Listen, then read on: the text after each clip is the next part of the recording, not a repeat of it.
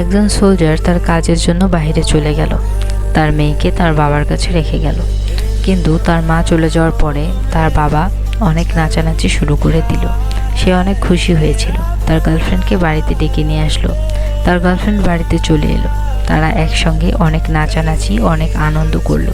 মেয়েটিকে দিয়ে অনেক কাজ করিয়ে নিল, যাতে মেয়েটির অনেক কষ্ট পায়। তারপর তারা একসাথে খেতে বসলো, কিন্তু মেয়েটিকে তারা ডাকলো না।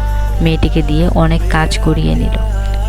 বন্ধুরা, তোমরা যদি বাংলাদেশ থেকে দেখো অবশ্যই একটা কমেন্ট করো, আর যদি ইন্ডিয়া থেকে দেখো তাহলে চ্যানেলটি সাবস্ক্রাইব করে দাও। তারপর মেয়েটিকে দিয়ে পচা বাসি খাবার খাইয়ে নিল।